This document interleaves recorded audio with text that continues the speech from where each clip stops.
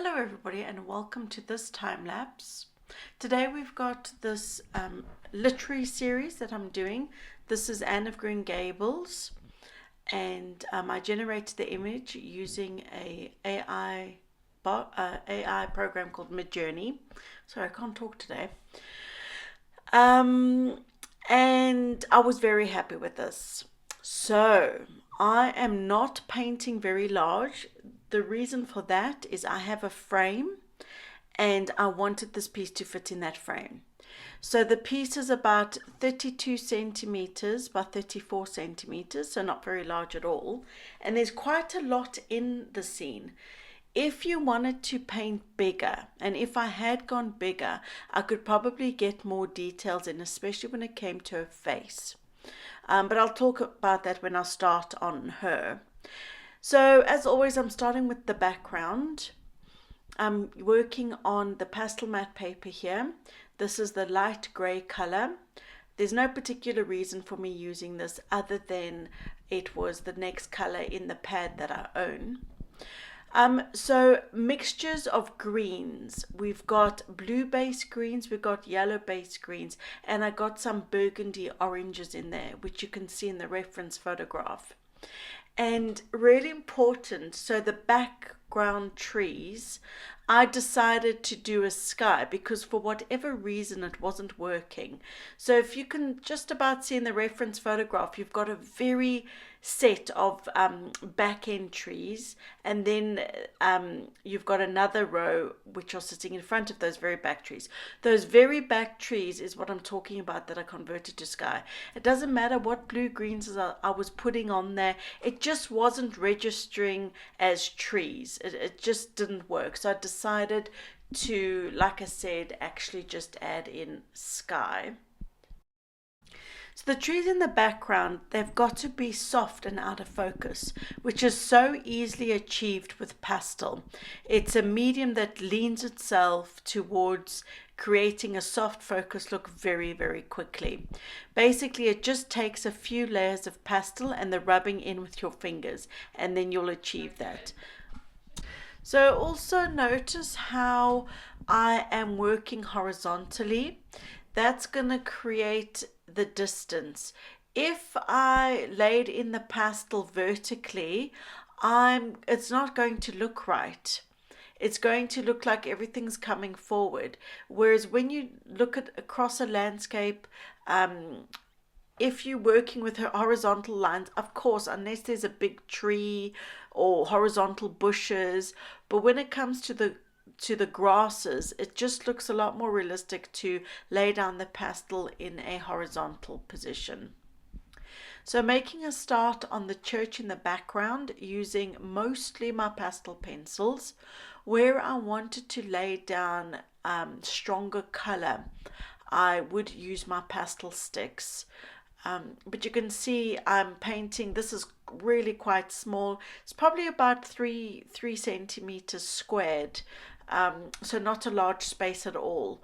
So my pastel pencils work a treat. I actually did come in and darken down the church because it was sticking out too much like a sore thumb. I wanted the church to be part of the background, as you can see in the reference photograph.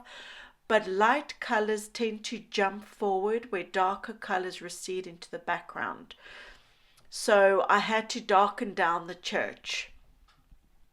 So the very front layer of wheat, you can see I'm using vertical lines to describe the wheat because that's going to bring it forward, those harsh lines.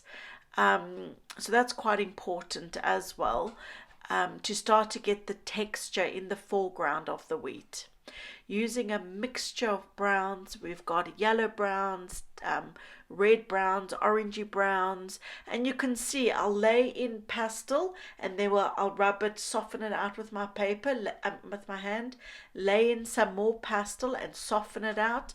That's how I'm building all those different textures and tonal values in the wheat.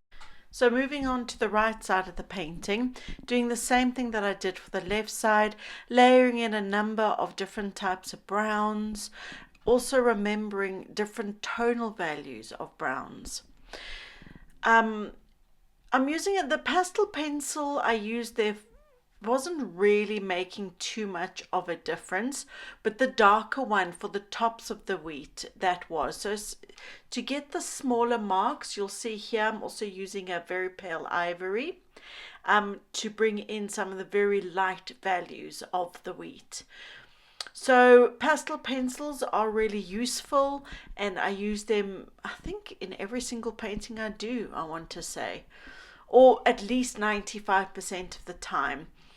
Um, because I work in such light layers, the pastel pencil is still able to go onto the top of my layers of soft pastel. So here I am doing her face. Oh my word, I am not a figurative painter at all. I find portraits along with florals really challenging. Anyway, I'm painting very, very small. I mean, this must be what, 1.5 centimeters square? Maybe 1.5 by 2 centimeters, something like that. Basically, it's tiny.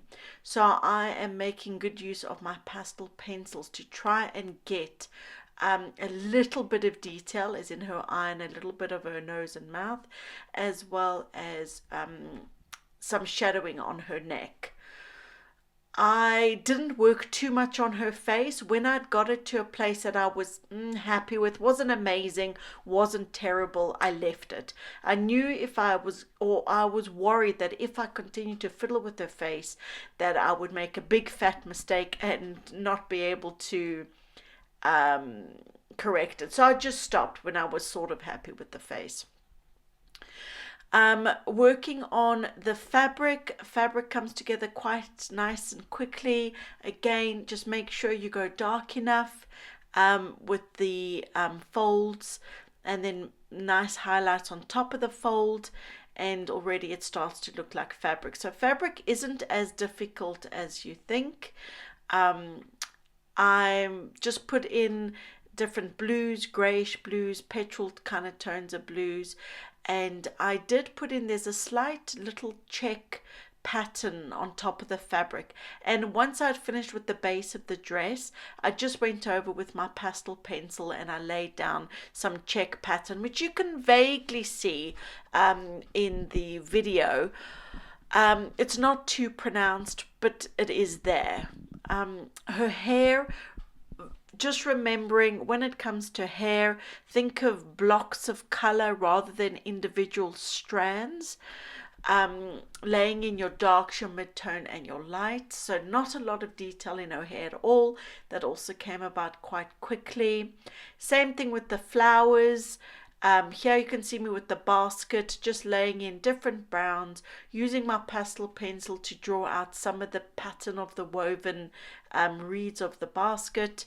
The flowers, literally dark green, a lighter green, and dotting in different yellows, different oranges. You can see they literally dots, but when you back away from the painting, it does read as, oh, she's holding a basket of flowers. Just got to make sure you got different tonal values in there. So this is the end of this time lapse. I hope you enjoyed it, and I shall see you in the next one. Bye for now.